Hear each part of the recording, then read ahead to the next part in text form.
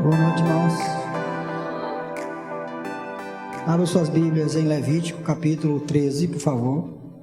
Levítico, capítulo 13, versículo 47, diz assim a palavra de Deus: quando aparecer mancha de mofo em alguma roupa, seja de lã, seja de linho, ou em qualquer peça tecida ou entrelaçada de linho ou de lã, ou em algum pedaço ou objeto de couro, se a mancha da roupa ou no pedaço de couro, ou na peça tecida, ou entrelaçada, ou em qualquer objeto de couro, for esverdeada ou avermelhada, é mancha de mofo que deverá ser mostrada ao sacerdote. É bom que vocês entendam, irmãos, que o propósito principal do livro de Levítico é ensinar o povo como servir e como adorar a Deus. Por causa desses dois propósitos, que é ensinar o povo a adorar e ensinar o povo a servir, e adoração e serviço andam junto com a santidade. Não dá para adorar sem ser santo. Não dá para servir sem ser santo. Essas duas coisas têm que ter como base a santidade. Então Deus vai dizer para o povo, vai tomar uma imagem do cotidiano, certo? E trazê-la como símbolo do pecado.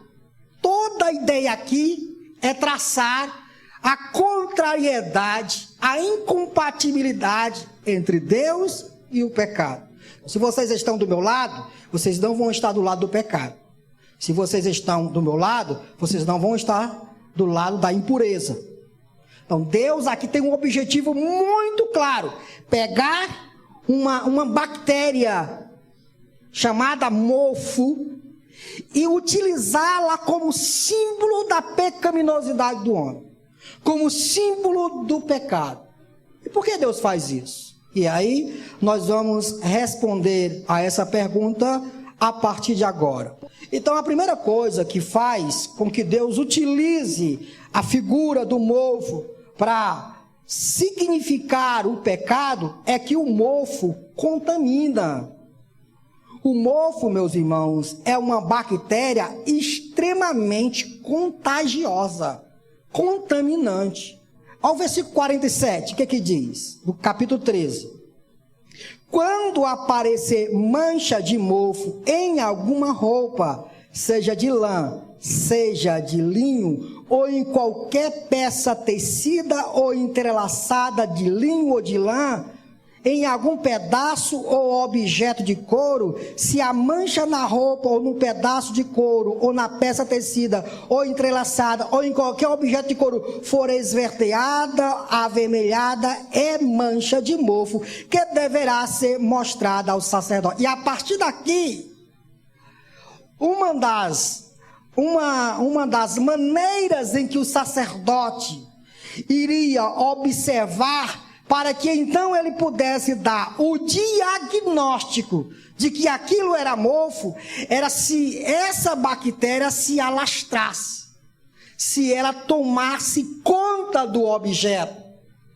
Se ao observar uma mancha e isolar, e ela não se alastrar, ela não aumentar aquela mancha, isso teria um sinal para o sacerdote que não era mofo. Então isso deveria ser analisada de outra forma, observada de outra forma. Mas se em alguma roupa, se em alguma peça de couro, a mancha fosse observada e depois de isolada essa mancha aumentasse ainda mais o seu tamanho, então ela seria caracterizada como algo contaminante, como algo que se alastra, como algo que onde ela chega, ela aumenta o seu teor de contaminação. Nesse texto, no capítulo 13, fala-se a respeito da mancha na roupa. Mas essas manchas não davam apenas na roupa. No capítulo 14, versículo 15, já não é mais na roupa. Porque esse texto aqui do capítulo 14, versículo 15, essa regulamentação é dada para quando eles estiverem morando na terra que Deus havia prometido, na terra de Canaã. Até esse dado momento eles estavam no deserto armando tenda. Não havia tijolos, não havia nada fixo ao chão, onde o mofo pudesse se alastrar. Era tendas, era tecido, era roupa, era couro. Mas no capítulo 13, Deus já dá uma regulamentação para quando eles entrarem em Canaã, começarem a observar isso. Quando vocês estiverem morando nas casas de vocês, construída por tijolos, observe uma coisa. Quando acontecer uma mancha, aí você lê o versículo 33 do capítulo 14. O Senhor disse a Moisés e Arão: quando vocês entrarem na terra de Canaã, que lhes dou como propriedade, e eu puser na mancha de mofo numa casa na terra que lhes pertence, o dono da casa irá ao sacerdote e dirá: parece-me que há mancha de mofo em minha casa. Então um ponto aqui muito claro, irmãos. Ao observar, você vai chegar em casa, você vai lendo os dois textos, você vai observar algo muito claro com relação ao mofo. O mofo é uma bactéria extremamente contaminadora. E essa bactéria, se não for rapidamente tratada, ela correrá, ela contaminará toda a casa, toda a roupa. Se você já teve contato com o mofo, você observa que ele começa pequenininho. E se você não trata logo, aquilo vai ganhando proporções maiores. E propriedades daquele mofo vai se espalhando para outros cantos da parede. Quando de repente, quando menos você imagina, toda a parede está completamente tomada de mofo. Às vezes você nem percebe porque existe um guarda-roupa impedindo a sua visão e você não consegue enxergar. Mas você até sente o cheiro. Quem tem o nariz mais aguçado consegue sentir o odor e não sabe o que é aquilo, não sabe de onde vem, mas está lá escondida em algum lugar uma mancha que está se alastrando, que está tomando toda a casa, que precisa ser estipada, que precisa ser resolvida, que precisa ser tratada. Porque quanto mais tempo passar, mais essa mancha irá se alastrar sobre a roupa e sobre a casa. Por quê? Porque ela é uma bactéria que produz mais bactérias, que vai se reproduzindo, até destruir absolutamente tudo. Bom, pegou a deixa. Por que Deus está ensinando esse povo a respeito de mofo, irmão? Será que Deus está preocupado com mofo? Vocês acham que Deus está preocupado com mofo? É com mofo que Deus está preocupado? Claro que existe a didática de limpeza nas casas e tudo mais, mas há algo profundo aqui, há uma essência de um ensino sendo tratado aqui. Lembre-se de que Deus está morando no meio do arraial. Deus é santo e não há compatibilidade entre o santo e o profano, entre o santo e o pecado. Não há como essas duas essências andarem juntas, Deus e o pecado, pureza e impureza. Não há, as coisas são completamente antagônicas umas das outras. E Deus está dizendo, olha, muito cuidado com o pecado. Muito cuidado com o pecado. Porque assim como um mofo se alastra rapidamente, assim como um mofo tem a propriedade contaminante, que vai contaminando os espaços, vai entrando nos objetos, vai entrando em toda a roupa, deixando sujo todo aquele espaço, trazendo um odor terrível sobre a casa, assim como o mofo faz isso. O pecado também é dessa mesma forma. Corram para tratar o mofo. Mas acima de tudo, preocupem-se com o pecado. Preocupem-se com o pecado, porque o pecado simplesmente vai começar pequeno. Ninguém cai, irmão, de uma hora para outra. O pecado é algo que começa parecendo que não tem nenhum problema. Parecendo que não há nenhuma dificuldade, nenhuma coisa errada, mas está lá. Está lá atrelado no coração de alguém. Inundado no coração de alguém que precisa ser tratado. Que precisa ser estipado. Porque se não for estipado, esse pecado vai contaminar tudo ao seu redor. Meus irmãos, não pensem que o pecado afeta só você. O pecado afeta você e tudo à sua volta. Tudo à sua volta. Será que você não vê por causa da sua negligência, essa negligência vai afetando os outros? Falta de santidade na sua vida que também vai afetando os outros, esfriando os outros, deixando os outros mais distantes de Deus. Por causa de quê? De pecado guardado no coração de alguém. De pecado não tratado que vai contaminando a casa, os filhos, a mulher, o esposo, a igreja, a nação. E começa bem pequenininho. Começa como algo que não tem importância. Muito cuidado, irmãos. Muito cuidado com o pecado. Isso é uma realidade, irmãos. No começo, a mancha parece irrisória. Sem problema nenhum. Mas escute. Isso vai afetar. Isso vai tomar conta de toda a sua vida.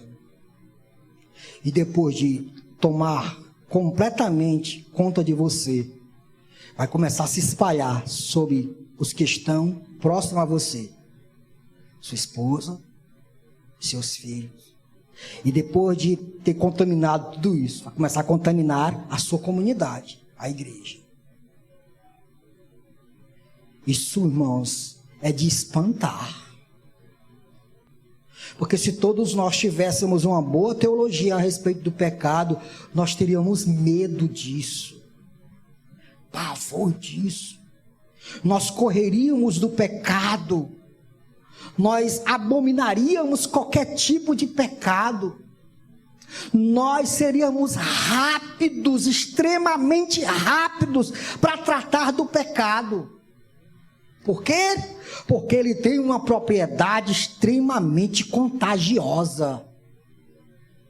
Ele contagia tudo à sua volta, deixando absolutamente tudo à sua volta impuro diante de Deus. E lembre-se, não há compatibilidade entre Deus e o pecado. Por isso, se você quer servir a Deus e adorar a Deus, extirpe o pecado da sua vida. Lance para fora da sua vida o pecado. Sonde o seu coração, sonde o seu caminho.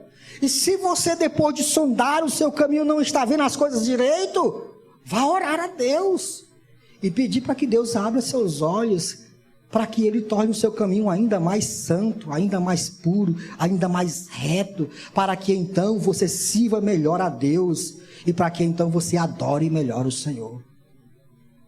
Os nossos serviços e as nossas adorações, elas devem ser carregadas de santidade e não de pecado. Amém, irmãos? Então, escute aqui, esposo e esposa, cuidado, viu? Cuidado. Filhos, cuidado com o pecado. Não é de mofo que Deus está preocupado. Deus está ensinando ao povo que eles devem se separar completamente da impureza, devem se separar completamente do pecado, porque este vai contaminando a comunidade, a nação, até que então a justa disciplina de Deus seja descarregada sobre todo o povo. Cuidado, irmãos. Segunda coisa, para a gente caminhar, porque que Deus utiliza essa imagem do mofo para ensinar o povo a como servir a Deus e como adorar melhor o Senhor? Simples, porque o pecado é grave. Olha, irmãos, algumas coisas, se você for ler no texto, é claro que a gente não vai ler as minúcias do texto, isso foi feito na escola bíblica dominical, mas eu quero apenas trazer essa ideia para vocês. Algumas coisas deveriam ser observadas para que o mofo fosse rapidamente extirpada do meio do arraial. E aí eu convido vocês para ler 13:49. 13:49. Vejam. E se essa mancha na roupa, ou no pedaço de couro, ou na peça tecida ou entrelaçada, ou em qualquer objeto de couro for esverdeada ou avermelhada, então é mofo. Então, era uma primeira característica. Ela ganhava cores diferentes: esverdeada e avermelhada. Era cores diferentes de manchas normais.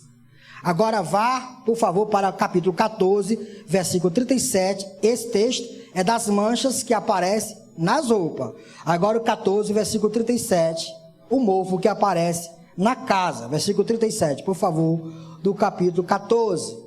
Examinar as manchas nas paredes, e se elas forem esverdeadas ou avermelhadas, e parecerem mais profundas do que a superfície da parede, o sacerdote sairá da casa e a deixará fechada por 7 dias. A mesma característica, esverdeada e avermelhada, que aparece na roupa, também aparece na casa. Outra coisa, característica do mofo, para mostrar a sua gravidade, a sua diferença de outras manchas. Vejam agora o 13 e o 51, por favor. 13 e 51.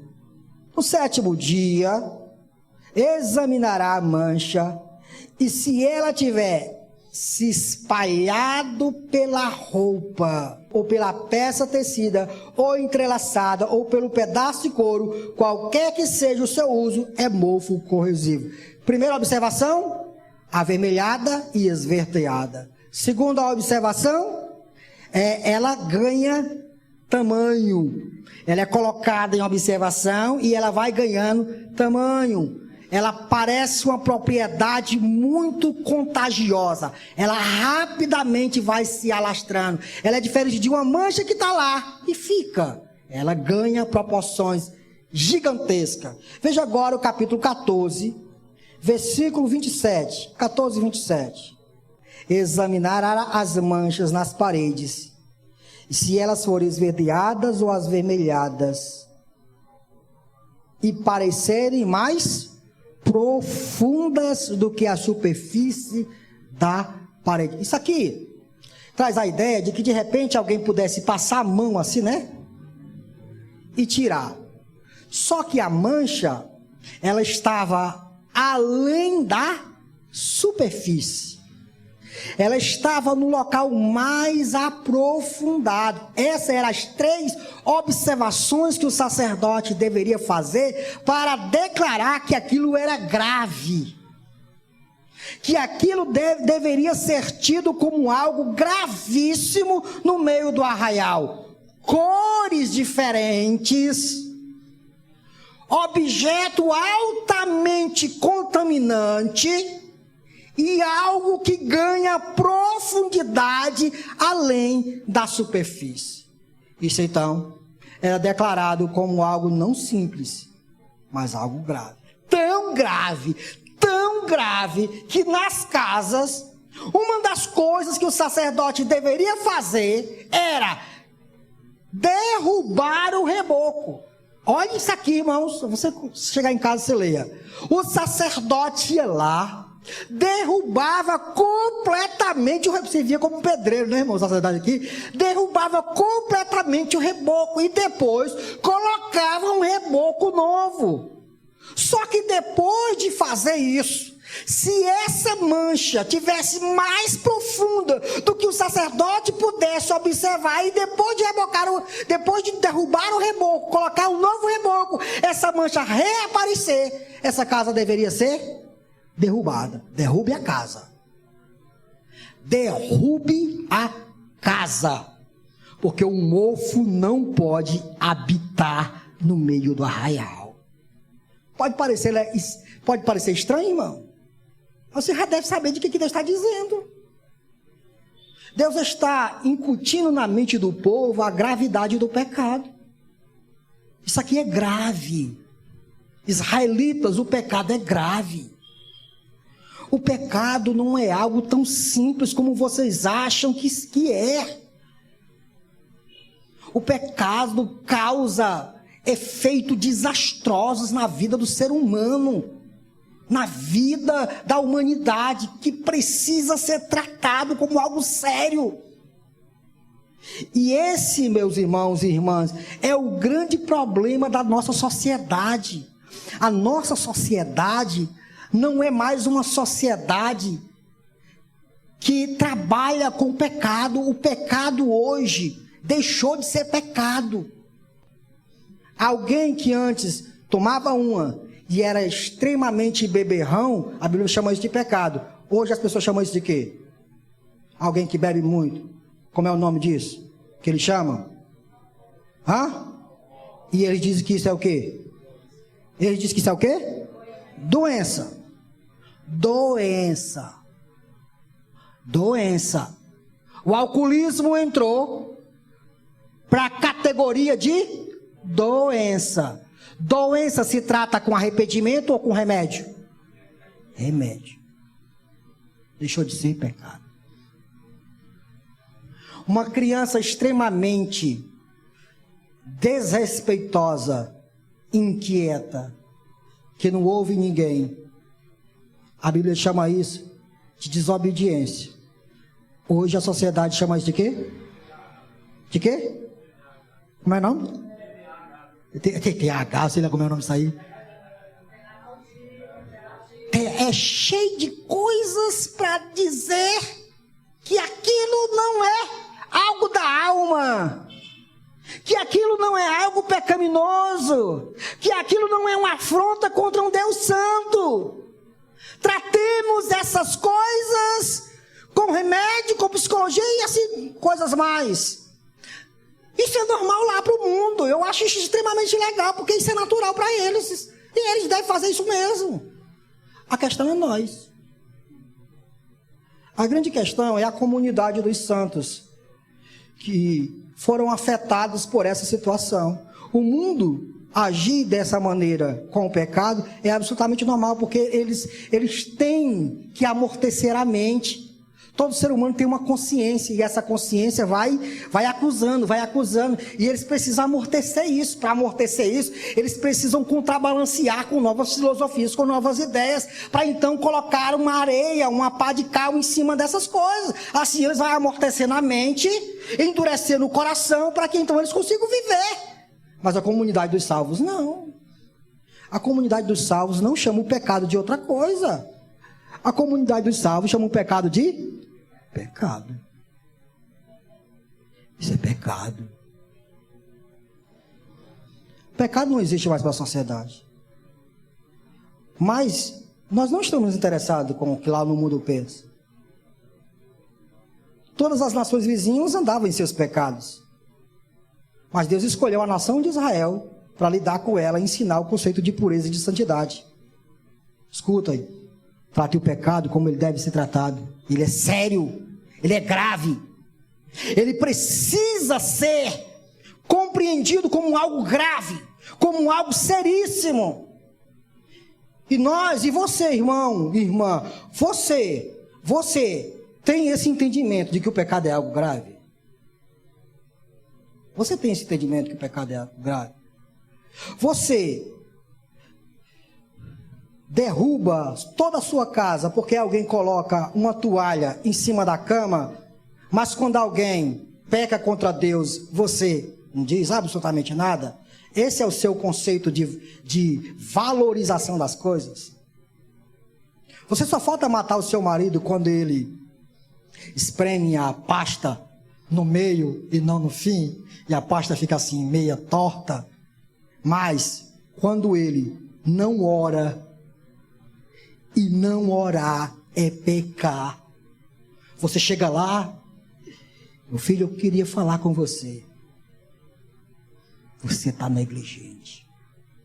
E se você não consertar isso, isso vai corroer, isso vai contaminar, isso vai tomar dimensões estratosféricas. Isso vai afetar a nossa casa. Você, meu filho, é o sacerdote do lar. Você é o cabeça dessa casa. Você precisa ser exemplo da palavra, exemplo de santidade, exemplo de oração, exemplo de respeito. Meu filho, você precisa nos ajudar. Essas coisas tiram seu sono, irmã? A falta dele varrer a casa, a falta dele ajudar você a lavar os pratos, ou a falta dele fazer uma coisa romântica para você, é o que tira seu sono. Isso significa que para você o pecado é algo leve, mas o seu egoísmo é algo muito valioso. Cuidado, você não entendeu ainda o real problema da humanidade. Você não entendeu. O real problema da humanidade não é essas besteiras, não é, vou consertar, não é essas coisas simples de relacionamentos. Essas coisas fazem parte da construção de um relacionamento, mas elas não são a essência das coisas. Elas não são a essência das coisas. Procure ir na profundidade do que de fato modifica o ser humano, que é um coração puro, um coração reto. Cuidado, meu irmão, não brinque com o pecado, porque ele é violento, ele é grave, ele é algo sério. A preocupação de Deus nesse texto é declarar para o povo que ou eles entendem o pecado como Deus entende, ou não dá para os dois andar juntos. Porque é assim que Deus entende o pecado. O pecado para Deus é tão sério, que para Deus salvar os homens, ele teve que matar o seu próprio filho. Você entende isso? O sangue de Deus teve que ser derramado para que o pecado fosse resolvido. Ele entregou o seu único filho para que o pecado fosse resolvido. Tal é a gravidade do pecado. Mas nós brincamos com ele como um animal de estimação. Nós brincamos. Nós colocamos na nossa sala e vamos assistir filme, e a gente sabe que vai haver cenas libidinosas, e lá tem, na hora lá aparece: este filme produz cenas assim, assim, linguagens obscenas assim, assim, assim. Ou não tem? Sim ou não? Tem lá. Tem lá. Mas a gente não está nem aí. Aí fica olhando. E aí começa sendo reproduzido aquilo. E não pense que isso não vai lhe corromper. Não pense. Não pense, isso vai, aos pouquinhos, vai minando. Aí você diz: eu não entendo porque eu não consigo orar muito. Mas é claro, meu irmão, você está completamente contaminado. O pecado está ali distorcendo de dentro para fora. E você nem está sentindo o cheiro, mas quem está perto de você está sentindo. Quem está perto de você está sentindo. A melhor coisa que você deveria perguntar para quem está do seu lado é: você que está do meu lado, você que está me observando, o que você me diz da minha vida espiritual? Como eu estou? Por favor, me ajude, como eu estou? Marido e mulher deveriam se perguntar isso diretamente. Porque quem melhor para dizer como está a minha vida espiritual do que a minha esposa? Ela que está mais perto de mim, ela que ouve direto as coisas. É ela que está, às vezes não tem o carro não, mas os irmãos aqui que tem carro, é ela que está do seu lado aí, quando você de repente, puf, papoca em palavrão e tudo mais, é ela que está do seu lado. Você deveria perguntar a ela, porque você não está sentindo o cheiro da sua carniça. Ela está. Ela está. Cuidado. Cuidado, cuidado que ele vai destruir tua casa. O pecado vai destruir você. Começando pela roupa, indo até a casa, contaminando completamente as pessoas ao seu redor. E então você chegará num estado completamente estranho. Que aí, quando você chega num estágio onde o pecado foi completamente gerado, o pecado foi gerado. Tiago diz que o pecado ele tem uma mecânica, ele vai sendo produzido na mente. Vamos ler lá o texto, por favor? Lê o texto, Tiago. Deixa eu ver se eu encontro aqui para vocês. Tiago, acho que é capítulo 1. Tá bom? Para a gente entender aqui a mecânica da palavra. Tiago 1, versículo 13.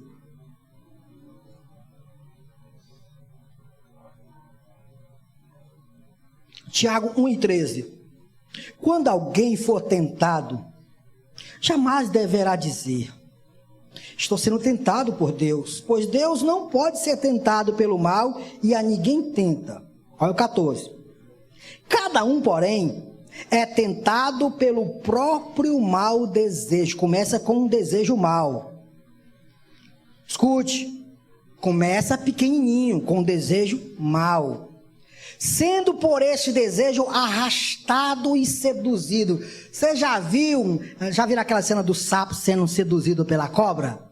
Ela vai cantando, ele vai se aproximando, vai se aproximando. Já viram? Vocês já viram o peixe sendo seduzido pela isca? Pobrezinho, não sabe onde vai parar na panela. Ele vê lá um anzol, mas não vê o anzol, porque o anzol está escondido. Tem uma minhoca, um camarão, uma isca lá que causa desejo no peixe de abocanhar aquela comida. Ele não pensa, ele não raciocina que ao abocanhar a isca, por trás dela tem um anzol. Nhaque. Quem pesca só sente o puxão. Foi embora. No mínimo, se o peixe puder escapar, ele vai escapar, mas vai escapar todo ferrado. A boca toda rasgada. Nunca mais será o mesmo. Já pegou um peixe que já foi fisgado por outro pescador e ele está todo rasgado? Já aconteceu. Escute, irmão, olha o que o texto está dizendo. Cada um é tentado pelo seu próprio mau desejo. Um desejo mau começa a nascer no coração. Depois esse mau desejo vai arrastando, vai seduzindo. Isso demora. Isso vai tendo um trabalho. Essa sedução, ela vai sendo aos poucos. Não é da noite para o dia. Vai seduzindo, vai arrastando. E vai chegando mais perto, mais perto. E você vai tirando aquela noção do que é sujo, do que é mal, do que não agrada a Deus, e vai se aproximando, e vai se aproximando. Essa é a mecânica do pecado. E continua o texto, o que o texto diz assim: é tentado pelo próprio mau desejo, sendo por este arrastado e seduzido. Então, esse desejo, tendo concebido, dá à luz o pecado. E o pecado, após ter sido consumado, aí, meu irmão, gera a mecânica do pecado. É assim o pecado. E não pense que ele é um bichinho de estimação. Ele vai derrotar você. Ele vai derrubar você. Faça como José. Corra. Fuja. Se isole do pecado. Corra do pecado. Não brigue com ele. Eu sinto tanta pena de gente assim. Não, mas eu sei o que eu estou fazendo, pastor. Pode dizer, eu sei o que eu estou fazendo. Você não sabe o que você está fazendo. Ninguém sabe. Nessa hora ninguém sabe. A melhor coisa para se fazer é correr. É se separar do pecado. É sair do meio da devassidão. É sair do meio da missão do pecado. Se separar completamente do pecado. E você deve saber o que eu estou dizendo, irmão. Cada um de nós aqui sabe do que eu estou dizendo. E cada um de nós sofremos com certas tentações. Analise seu coração. Veja o que Deus está falando para você hoje. Como Deus está querendo abrir seus olhos e dizer: João, cuidado. Olha o buraco que você está querendo se meter. Olha o perigo que você está correndo. Não, irmão, não é de mofo que Deus está preocupado. Deus está preocupado com o pecado, que é gravíssimo. E a gente retorna para o texto e vê essa mecânica de como Deus vai trabalhando as coisas, dizendo: olha, cuidado com o pecado, porque o pecado isola. O pecado produz isolamento. A comunidade de Israel deveria ser considerada como uma comunidade limpa, pura e santa. Nada e nem ninguém poderia ser objeto de contaminação do povo e do arraial. Por isso, se um pecado era detectado, se a mancha, se o mofo era declarado, não tinha o que fazer, irmão. Isola. Olha o que diz o versículo 50 do capítulo 13. Capítulo 13, versículo de número 50. Olha o que diz o texto, por favor. O sacerdote examinará a mancha e isolará o objeto afetado por 7 dias. Capítulo 14, versículo 36, diz assim, 14 e 36.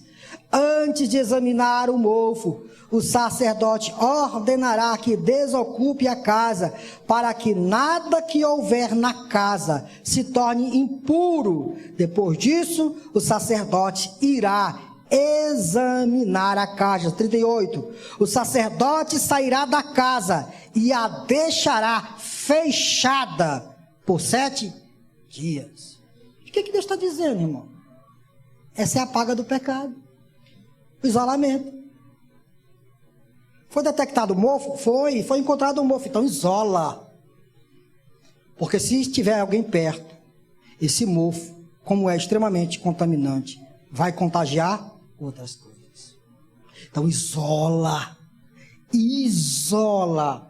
A fim de que a comunidade continuasse sendo pura diante de Deus, o objeto que tinha sido o veículo do mofo deveria ser completamente distanciado, completamente afastado. Para quê?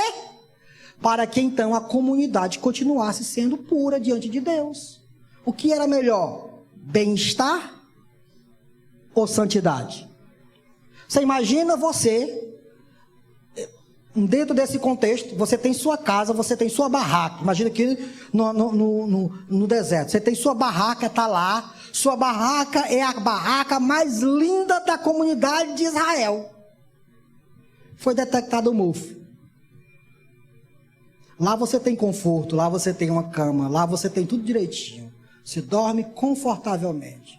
Mas a mancha foi detectada. O mofo foi detectado. Então, o cara tinha que escolher conforto ou santidade. O que ele escolheria, irmãos? Para não afetar a comunhão com Deus e contaminar a comunidade, ele escolheria isolar a casa. E não conforto. E não bem-estar. Irmãos, isso diz alguma coisa, irmãos? Isso reflete alguma coisa nas nossas vidas? E aí é interessante que eu devo perguntar outra vez, será que é de mofo que Deus está falando aqui? Claro que na propriedade da coisa em si, da espécie da coisa em si, era mofo, especificamente mofo, mas há uma teologia por trás disso aqui. O pecado isola o homem de Deus. Isaías 59 diz que a mão do Senhor não está encolhida para não poder abençoar, nem os ouvidos do Senhor está gravado para não poder ouvir, mas são os vossos pecados que fazem separação entre vocês e a mim. É isso que o pecado faz, irmão. O pecado isola o homem de Deus, isola o homem da igreja e isola o homem do próximo. Primeira coisa que Adão e Eva fez quando pecaram foi o quê, irmãos? Se voltarem um para com o outro. Enquanto não havia pecado, os dois estavam santos no Éden, puros no Éden, olhando um para com o outro. E quando Adão olha para Eva, diz: eis aí, ossos dos meus ossos, carne da minha carne. Ela foi tirada de mim, por isso será chamada varoa, porque ela é alguém idônea, parecido comigo, que anda comigo, anda junto de mim, fala o que eu falo. Mas quando o pecado entrou, o que foi que ele fez? Primeira coisa que ele fez foi ela é a culpada. O pecado isola os homens de outros homens. O pecado isola o homem de Deus. O pecado isola o homem da igreja. Escute, quando alguém começa a se afastar da igreja, ouça isso aqui, quando alguém começa a se afastar, não pense que é coisa aleatória, não. Lá no fundo, e talvez nem ele saiba, tem um pecado germinando em seu coração, uma raiz, produzindo amargura, e vai corroendo, tirando a vontade de estar com a igreja, e vai afastando, até que ele esteja completamente isolado. Vocês não veem isso, não. Vocês não percebem isso, não. Nós que somos uma congregação, que já temos uns anos, a gente percebe isso. É assim que começa, o indivíduo começa a não vir para a igreja no domingo. E aí, não começa no domingo, porque no domingo todo mundo vem para a igreja. Não começa a vir para o culto de instrução, de ensinamento. Se vinha para a escola, deixa de vir. Aí vem todo domingo, aí a gente começa a ficar observando, tem alguma coisa errada aí. E aí vem no domingo, mas não vem com aquela força, com aquela vontade, não vem com interesse, vem porque tem uma questão religiosa e tudo mais, do que ficar assistindo Faustão mais não, né, irmãos? Não quer assistir mais o Hulk, né, o Domingão do Hulk, não quer ficar em casa e vir para a igreja, mas vem com aquela força, aquela falta de coragem.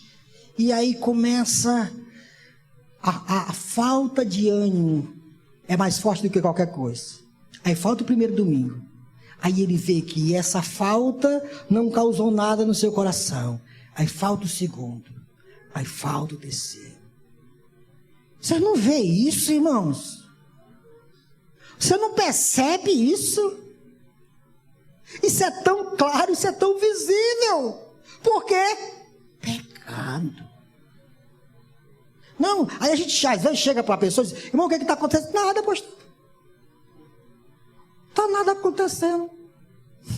Aí a gente olha assim e diz: como o cara de um negócio desse? Nada acontecendo. Está tudo acontecendo. Tudo acontecendo. Isolamento está acontecendo. Primeiro de Deus, depois da igreja.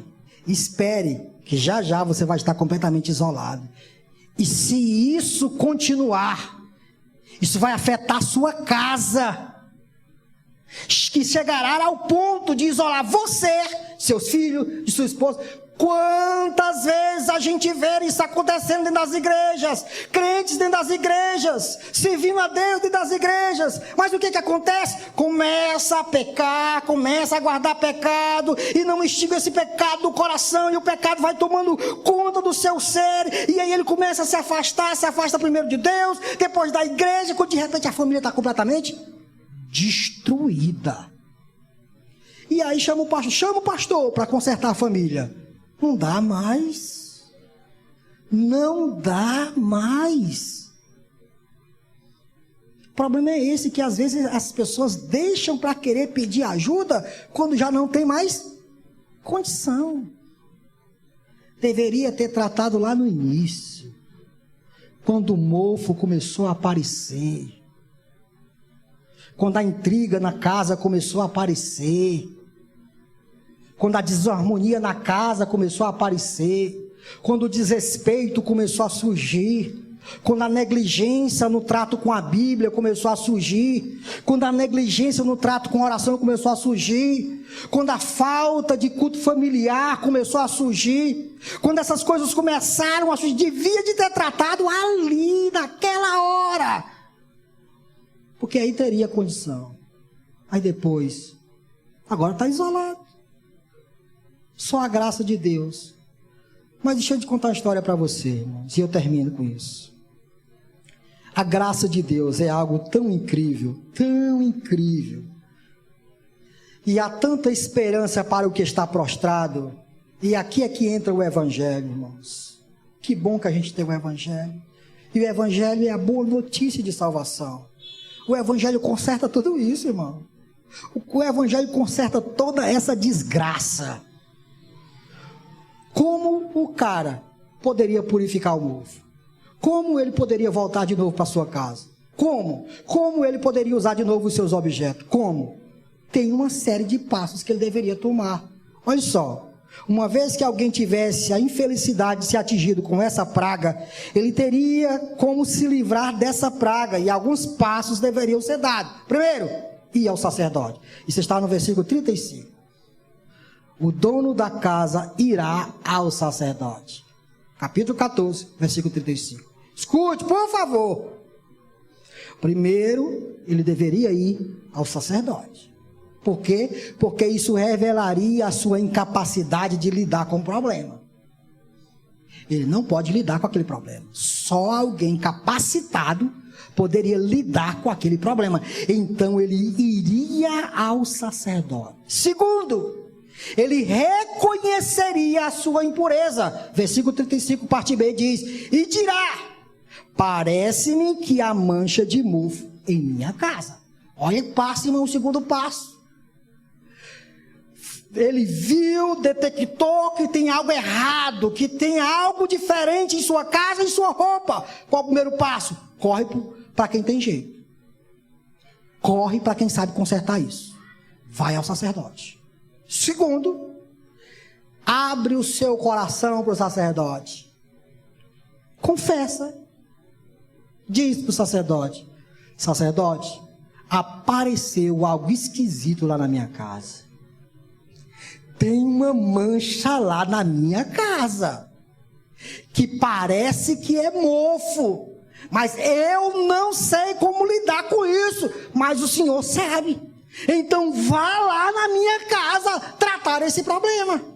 Terceiro passo, irmão, ele aceitaria as condições impostas pelo sacerdote. Versículo 36 do capítulo 14. O sacerdote ordenará que desocupe a casa. Imagina? O sacerdote dizer: é mofo, saia da casa, abandone a casa, separe-se do objeto que se alasta, saia daí. Ele aceita as condições impostas pelo sacerdote, mesmo que aquilo acarretasse em desconforto. Uma casa tão bela, tão linda, tão confortável, e agora eu vou dormir no relento, mas para continuar puro, saio dela. Ele aceitava as condições impostas pelo sacerdote. Quarto, ele traria uma oferta. Olha o que diz o versículo 36 do capítulo 14. Me acompanhe, estou terminando. 36 do capítulo 14 diz assim. Capítulo 14, versículo 49, irmão, desculpa. 49 diz assim: para purificar a casa, ele pegará 2 aves, um pedaço de madeira de cedro, um pano vermelho e isopo. Depois matará uma das aves numa vasilha de barro com água da fonte. Então pegará o pedaço de madeira de cedro, o isopo, o pano vermelho e a ave viva, e os molhará no sangue da ave morta e na água da fonte, e aspergirá a casa 7 vezes, Ele purificará a casa com o sangue da ave, com a água da fonte, com a ave viva, com um pedaço de madeira de cedro, com o isopo e com o pano vermelho. Depois soltará a ave viva em campo aberto fora da cidade. Assim fará propiciação, reparação, reconciliação pela casa. E então a casa ficará? Não ouvi, irmãozinho? Então a casa ficará? Pura. Volte para casa. Volte para casa. Será que você está entendendo? O que está acontecendo aqui é o que nós chamamos de atos de fé. Alguém, e eu espero que você esteja sendo iluminado, sinceramente, honestamente eu espero. Você pode dizer assim, oh, se fulano de tal, seria tão bom que fulano de tal estivesse aqui. Não, não, não, essa mensagem é para você, é para mim, é para todos nós. Eu espero que Deus esteja iluminando seu coração. E que sem falsidade você enxergue os pecados que assolam a sua vida. E eu espero que agora, neste exato momento, você corra para o sacerdote.